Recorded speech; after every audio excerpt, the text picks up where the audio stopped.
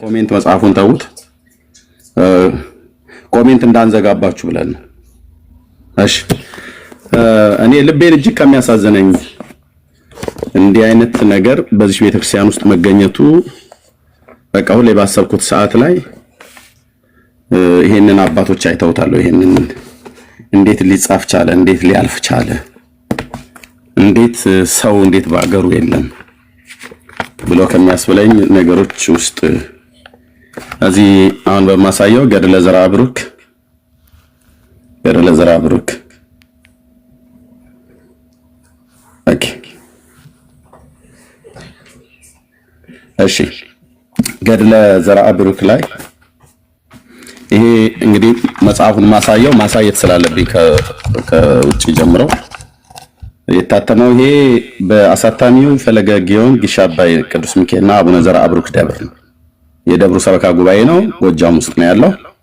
አሳታሚ የምዕራብ ማተሚያ ቤት ነው የታተመው 2010 ላይ ማለት ነው ታኅሳስ 13 ቀን።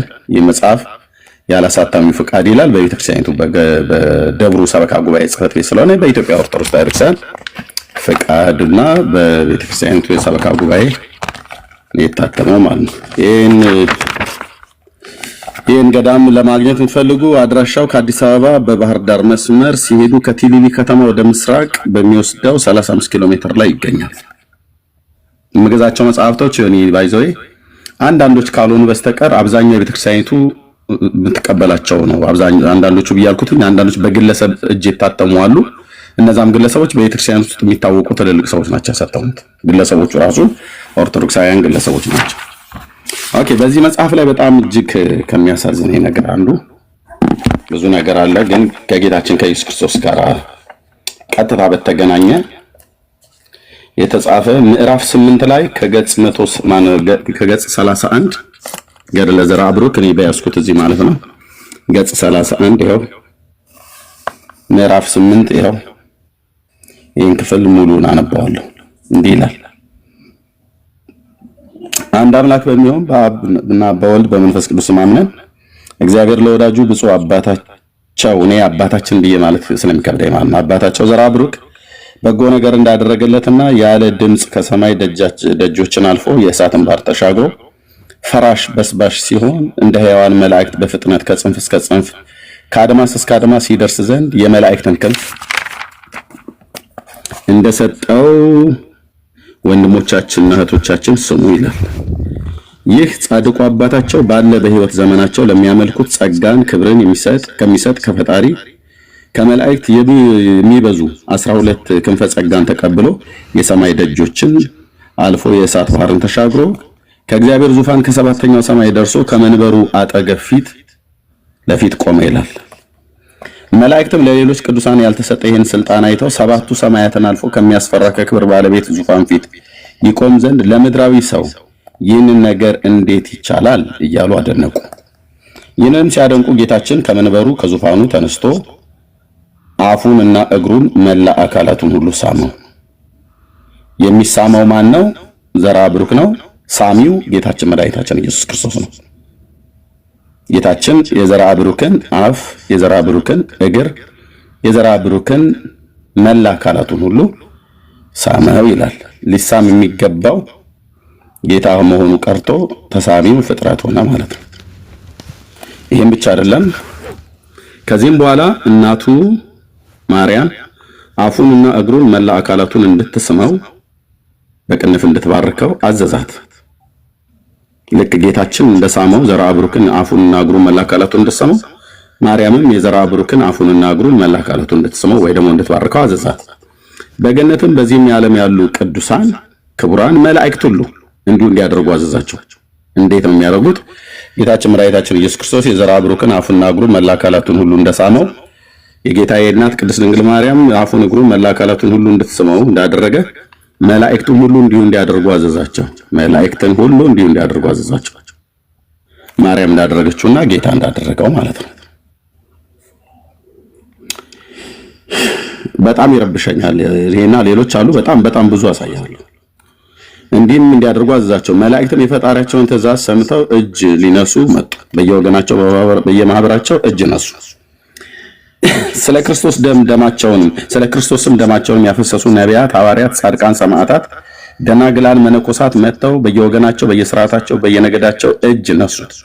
እኛንም ዓለምን ሁሉ በጸሎቱ ያድን ዘንድ ሴቶች ከወለዷቸው ልጆች ተለይቶ ለመረጠው ሴቶች ከወለዷቸው ልጆች ለይቶ ለመረጠው ለእግዚአብሔር በሰማይና በምድር ክብር፣ ፍቅር፣ አንድነት ይገባል ይሉ ነበር አሉ። ከዚያም በኋላ በዚያ የተሰበሰቡትን ሁሉ መንበር ወይም የበታች አደረጋቸው። እርሱንም ታቦት የበላይ አደረገው፣ ጳጳስም አድርጎ ሾመው ይላል። ይሄን ቃል እመለስበታለሁ። ኦኬ እዚህ ጋር በዚያ ከተሰበሰቡት እዚህ ጋር ያለችው በዚያ የተሰበሰቡት እነማን ናቸው? ላስቆጥር።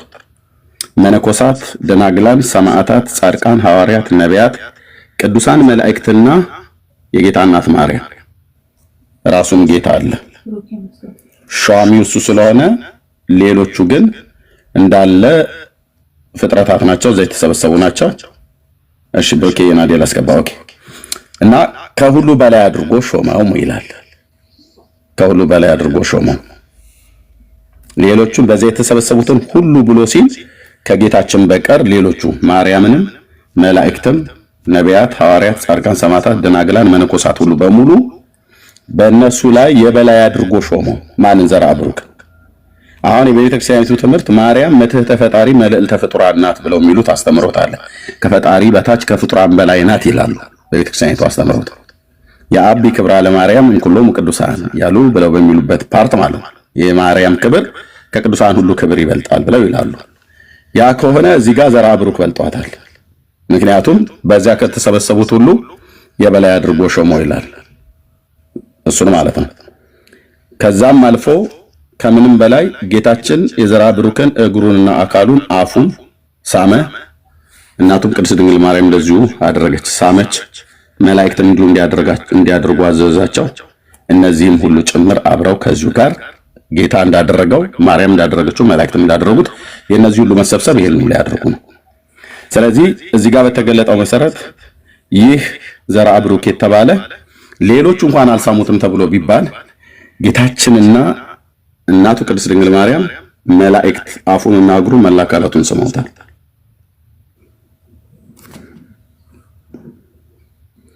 ይሄ እዚህ ክፍል ላይ አለ ማለት ነው። በተመሳሳይ በዚሁ በዘርአ ብሩክ በባለፈው ድርሳነ መድኃኔዓለም ላይ ከዚሁ ከመሳም ጋር በተገናኘ ድርሳነ መድኃኔዓለም ወገድ ለመባህ ጽዮን ላይ ኦኬ እንዲሁ የሚል ቃል አለ።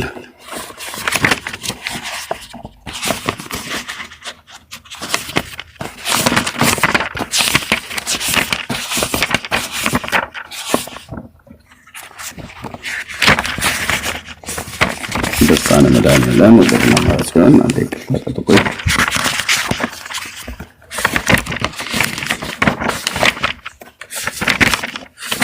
96 መሰለኝ 96 አካባቢ ቆይ እንትን እያወጣሁት ነው። አይ እሱ ጭሱ ነው። የ96ቱ መጣበታለሁ።